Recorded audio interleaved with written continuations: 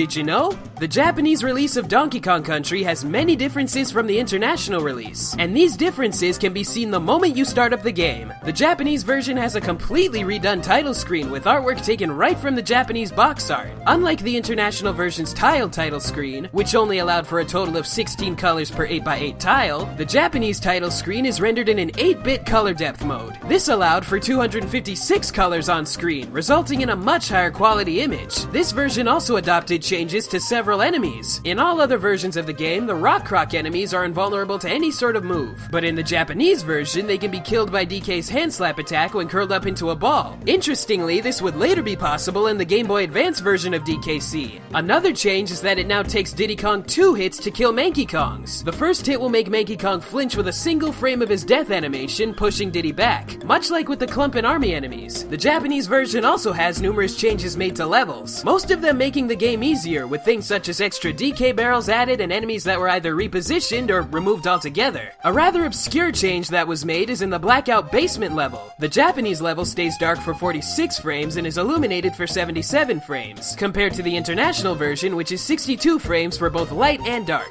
These changes are extremely unusual, as it's often Japanese developed games that are made easier when brought to the West. The map icon leading to DK's treehouse is also removed in this version, likely because it seemed unnecessary as the player can't access that part of the map anyways. Donkey Kong also has several animations that went unused, including an alternate victory animation when he wins a bonus game or defeats a boss, and an attacking animation strikingly similar to the one DK uses in Donkey Kong 64. Cranky Kong has a walking animation that was scrapped but would later be recycled in the GBA remake of DKC. Cranky also has a large amount of unused level advice and would originally give tips for nearly every level in the game. While we're on the subject of Cranky, many fans are unsure about how he relates to Donkey Kong. This is mostly due to different contradicting sources. The Donkey Kong Country series states that Cranky is the current DK's grandfather, but in Donkey Kong 64, Cranky refers to DK as his lazy, good-for-nothing son, and it seems as though Rare wanted to maintain consistency with this statement, as one of the head writers of the game, Lee Loveday, stated that the current DK is in fact Donkey Kong Jr. grown up, and any statements that say Cranky is his grandfather were to be ignored. Though given Lee Loveday's sense of humor, some fans aren't sure whether to take this seriously. In a previous episode, we mentioned how Diddy Kong was originally supposed to be a redesigned Donkey Kong Jr. before he became his own character.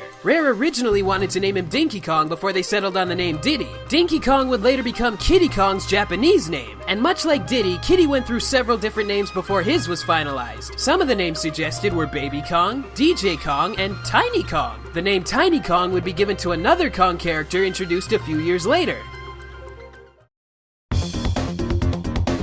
At the time of Microsoft's acquisition of Rare, the studio had 3 known Donkey Kong games in development. As Rare no longer had the rights to use Nintendo characters after the buyout, all 3 games were being retooled to feature Rare's own IPs. Donkey Kong Coconut Crackers became It's Mr. Pants, and Diddy Kong Pilot became Banjo Pilot. But the one title that never saw a release in any form was Donkey Kong Racing. For over a decade, information about this game was limited as it didn't get very far in development. But recently, a number of details have surfaced about it, as well as its retooled iteration, Saberman Stampede. In February 2014, a NeoGAF member under the alias Shiggy posted several pieces of artwork from unreleased Rare titles. 2 of these games were Donkey Kong Racing and the game DK Racing was turned into, Saberman Stampede. The concept art for Donkey Kong Racing reveals that Cranky Kong and Lanky Kong were going to be playable characters, and that traditional go-karts were considered at one point during development. Almost 2 weeks following the artwork leaks, more information about these titles were released in an interview with former Rare employee Lee Musgrave, who is the lead designer for Stampede and who also created Donkey Kong Racing's trailer. He talked about how Donkey Kong Racing wouldn't limit the player to a single animal, saying that you would jump between different sized animals with different properties during a race. And when the game was reworked as Saberman Stampede, how many extra features were added to the initial design? Over the course of 18 months, Saberman Stampede went from being strictly a racer to a more open world adventure in the vein of Diddy Kong Racing, and one of the key mechanics of the game would be raising the animals you rode. This mechanic would eventually take center stage as the project continued to evolve, to the point where Musgrave described it as a cute version of Grand Theft Auto set in Africa. Due to lack of focus from the team and the fact that while it had some interesting mechanics, was missing other important features such as a story, the game was eventually cancelled, ending development on what started out as a Donkey Kong themed racer. Musgrave is quoted in another interview saying, "I still look back to the early racing game design and think we could have done something great with that."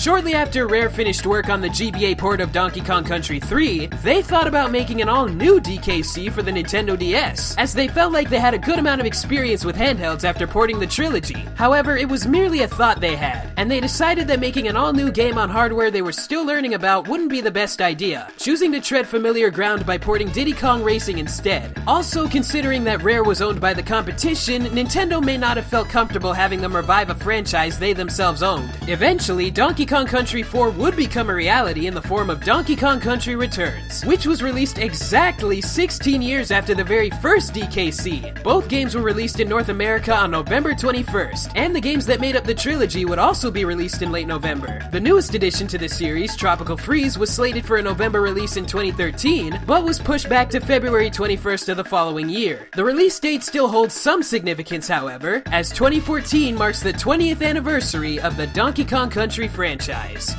That's all for today, but don't forget to subscribe to DidYouKnowGaming on YouTube and follow DidYouKnowGaming on Facebook and Twitter. Make sure you also check out DidYouKnowGaming.com, and if you like this video, check out some of our other videos. Hey there, I'm TheCartoonGamer. I make videos related to what my name implies, and over here is a review I did a while back for Tropical Freeze. If you haven't noticed, I love me some Donkey Kong, and I think more people need to know what makes this game so great. See you later!